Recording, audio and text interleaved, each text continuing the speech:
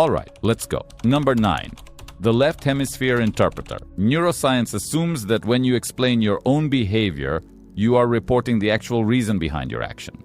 But in split brain experiments conducted in the 1970s, Michael Gazzaniga and Roger Sperry showed a patient an image of snow, only to the right hemisphere. The left hand reached out and picked up a snow shovel. Then they asked the patient why. The left hemisphere, which never saw the snow, which had zero access to that information, fabricated an answer.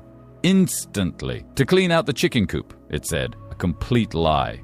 Constructed in milliseconds. With total confidence.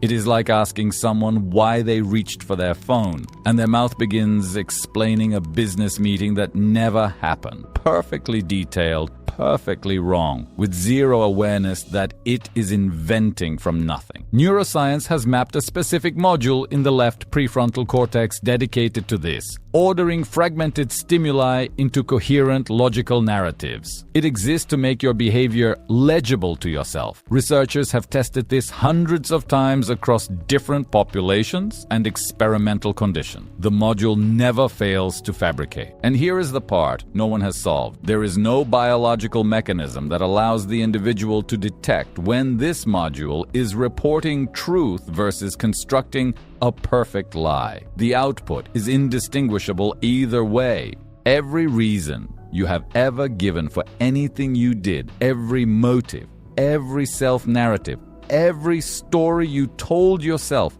about who you are, passed through a system you cannot monitor, cannot verify, cannot distinguish from fabrication. Pause. You are not the author of your choices. You are the reader of a story your brain already finished writing. Number 8. Blindsight.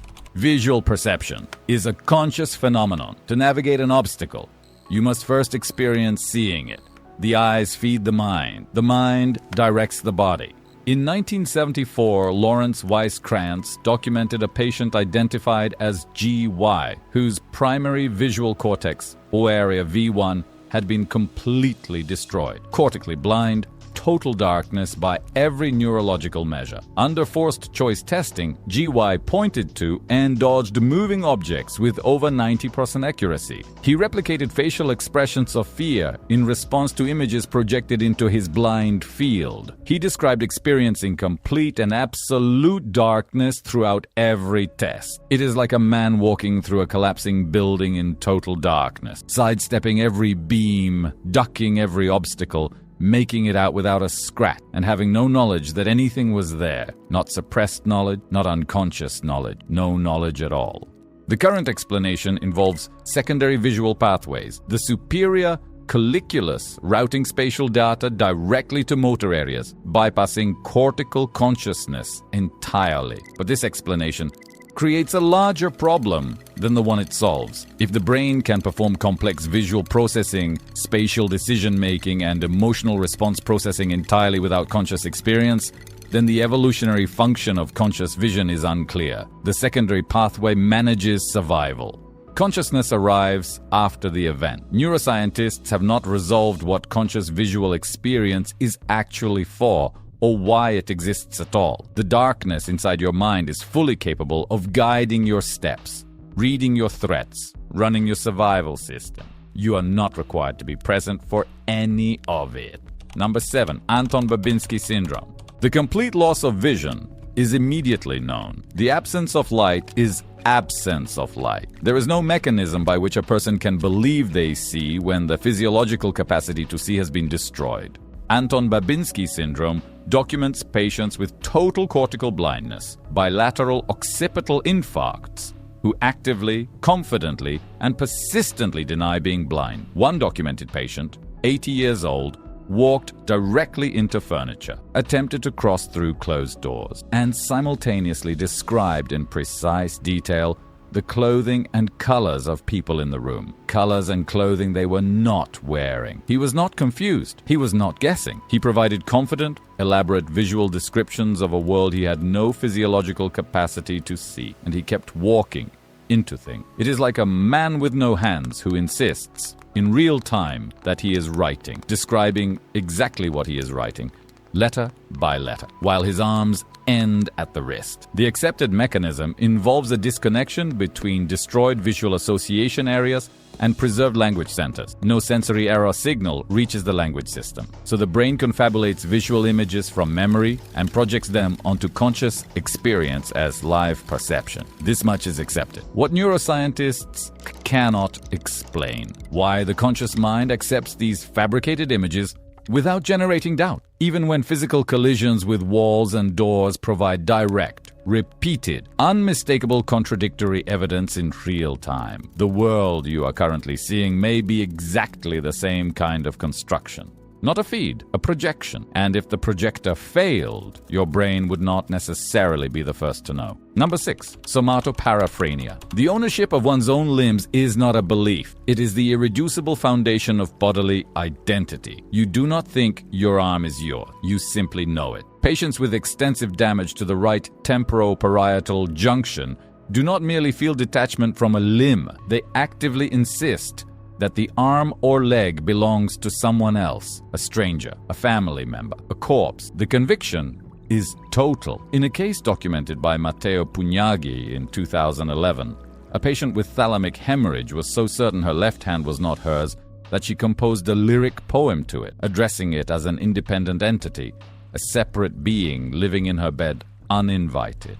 She was lucid. She was articulate. She reasoned correctly in every other domain. It is like waking up one morning and looking at your arm with the same certainty you have about your own name, and concluding calmly and completely that the arm belongs to a stranger who is somehow attached to your shoulder. The neurological explanation points to failure in somatosensory integration networks, the systems that continuously update and confirm the body schema. When those networks collapse, the sense of bodily ownership collapses with them. But the theory fails against one fact it cannot explain. These patients are not globally impaired. They are cognitively intact across almost every domain. They look directly at the junction of their own shoulder, at the flesh continuously connected to their torso, and conclude with total certainty that it belongs to someone else. The mechanism that allows a fully functioning intellect to arrive at that conclusion is unknown. Your body is a lease. The mind can revoke the contract on any part of it, at any moment, without warning, and the eviction will feel like the most obvious truth you have ever known. Number 5. Anosognosia for hemiplegia. Paralysis is experience. A person who suffers a stroke and loses the use of their left arm knows they have lost the use of their left arm. The body speaks. The absence of function is not invisible.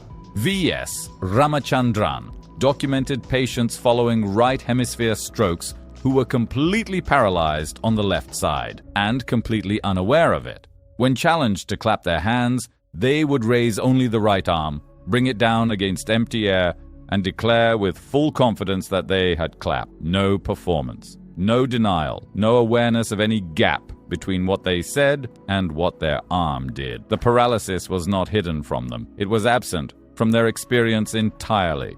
It is like a man insisting he ran a marathon this morning, describing the route, the time, the effort, while his legs have been immobile for 3 years. Not lying, not confused, simply reporting a reality that his brain has constructed. The neurological model proposes that the right hemisphere normally monitors for physical discrepancies and generates doubt when reality contradicts the body schema. When that hemisphere is damaged, the left hemisphere operates without the error detection system and builds a defense instead. But Ramachandran discovered something that made that model insufficient. When ice-cold water was injected into the patient's left ear, stimulating vestibular pathways and forcing residual right hemisphere circuits to temporarily activate, the denial vanished. For approximately 10 minutes, patients admitted the paralysis, clearly, without resistance. Then, the stimulation faded. The denial returned, and they had no memory of the confession. The brain does not experience the physical world. It experiences a model. And when the model is wrong, it does not update. It defends. Number 4. Cotard delusion. The subjective experience of thinking is the most foundational proof of existence available to a human being. Descartes arrived at this. Whatever else might be illusion, the act of doubting confirms a doubter exists. I think, therefore I am. The proof is inescapable. In 1880, Jules Cotard presented Mademoiselle X, a 43-year-old patient who denied possessing a brain, a soul, or any internal organs. She insisted she was dead. She refused to eat because the dead have no need for food. She died of starvation. Statistical analysis of documented Cotard cases shows that 45% of patients deny their own existence entirely. The remaining 55% believe they are immortal, condemned to exist permanently in a state of decomposition, unable to die because they are already dead. It is like Descartes running the same logical proof and arriving at the opposite conclusion. I think, therefore I'm not. The architecture of the argument is identical. The conclusion has been inverted by a change in brain chemistry. Neurophysiology identifies a disconnection between sensory recognition systems and limbic emotional centers. The visual cortex still processes. The face recognition system still identifies. But when the amygdala stops responding, when no signal of warmth, familiarity, or biological aliveness accompanies perception, the logical system interprets this absence as evidence of death. The logic is not broken. The emotional input feeding it is wrong. And here is what medicine cannot explain. The distance between I feel nothing and I am dead is vast. The brain crosses it with complete certainty. No doubt, no alternative hypothesis entertained. The mechanism that compels that specific conclusion, death, not merely illness, decomposition, not merely numbness, is unknown. Your existence is a calibration, a chemistry adjustment. Change the voltage, and the system that proves to you that you are alive stops firing. And then you will know with perfect certainty that you are not. Number 3, terminal lucidity. Neurodegenerative disease at terminal stage destroys cellular structures and synaptic connections irreversibly. Neurons do not regenerate. Collapsed networks do not reactivate. The damage is physical, anatomical, permanent. This is not disputed. This is the baseline the entire field rests on. Analysis led by Michael Nahm documented the following. Approximately 84% of patients with profound dementia or long-term schizophrenia who experience a sudden, complete restoration of lucidity and coherent memory die within 7 days of that recovery. 43% of them recover the ability to speak, recognize family members, hold meaningful and emotionally connected conversation, and die within 24 hours of that recovery. It is like a computer whose hard drive has been physically shredded, platters destroyed, red heads melted, powering on one final time, loading every file without error, running without corruption, completing every process, and then going dark forever. The current hypothesis proposes that surges of neurotransmitters and cortical peptides in the pre-mortem hours activate surviving neural circuits. This is the best available explanation, but it does not survive contact with the anatomical evidence. Post-mortem examinations of Alzheimer's patients who experience terminal lucidity reveal brains with near-total destruction of cortical architecture. The neurons required to support organized, coherent, emotionally intact thought are not present in sufficient numbers. The physical substrate that the hypothesis requires does not exist in these patients. Researchers have proposed the mechanism, searched for it, documented cases for decades. None of them have found it. The mind returned in a brain that should not have been capable of returning it. Neuroscience does not have a theory for what happened, or what that means about where the mind was while the brain was being destroyed. Number 2, the binding problem. Your experience of this moment feels unified. The color in front of you, the sound reaching your ears, the physical sensation of your body in space, all of it arrives as a single, coherent event. One present, one simultaneous now. Neuroimaging data and the clinical analysis of V.S. Ramachandran demonstrated that the properties of a single object, color, motion, shape, associated sound, are processed in entirely separate, physically distant cortical regions, with transmission times that vary between them by tens of milliseconds. And the second part, the brain, contains no central anatomical location where these asynchronous, delayed signals converge. No master chamber, no integration hub.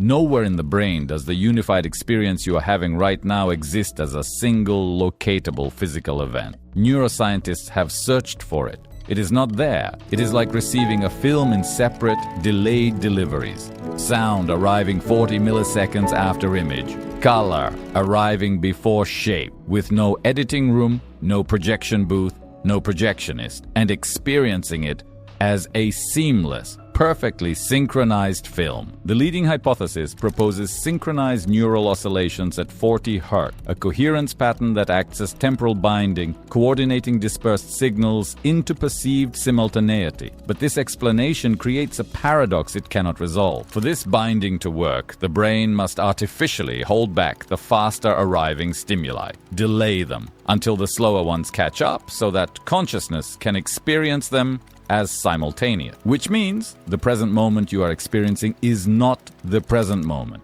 It is a constructed, edited, time-shifted version of reality, assembled in a delay window that neuroscience has measured but cannot explain the purpose of. Your entire life is a broadcast, recorded, edited, and transmitted on a delay to an audience of one. You will never see the original. You have never seen it. Every present moment you have ever experienced was already the past. Number 1, the Libet experiment. Consciousness initiates voluntary action. You form an intention. The intention precedes the movement. The self is the origin of the choice. This is not merely a philosophical assumption. It is the foundation on which every legal system, every moral framework, and every theory of personal responsibility in human history has been constructed. In 1983, Benjamin Libet measured electrical activity in the motor cortex and found that the readiness potential, the neural signal preparing voluntary movement, begins approximately 550 milliseconds before any physical movement occurs. Conscious awareness of the desire to move appears only 200 milliseconds before the action, which means the brain initiates the decision 350 milliseconds before the person becomes aware of wanting to decide. The decision is made. Then, after it has already been made, you experience wanting to make it. It is like finding a message in your sent folder from yourself, sent half a second before you sat down to write it, and then watching your hands type it anyway, word by word, exactly as it was already sent. Researchers proposed a solution, the veto window. Between the unconscious initiation and the physical act, there is a gap of 100 to 150 milliseconds in which conscious awareness can intervene and cancel the action. Free will does not initiate, it vetoes. This was the escape. It collapsed immediately. The decision to veto is itself a voluntary act. That veto decision must also be preceded by its own unconscious neural initiation, its own readiness potential, firing before conscious awareness of the veto intention arrives, which means the veto was decided before you chose to veto, and the decision to override the veto was also unconscious. Every exit from this room was locked from the inside before you arrived. The decision you will make in the next 10 seconds has already been made by something that does not have your name, something operating in the silence before you speak, before you think, before you believe you are choosing. You have never made a decision. You have only ever been the moment of becoming aware that one had already been made. Not the author, not even the editor, the witness, and the witnessing itself, that too was decided without you. Neuroscience has 9 paradoxes it cannot solve. It has been working on them for over a century. The frameworks have changed, the instruments have improved, the paradoxes remain. That is not a temporary condition. That is the current state of the science.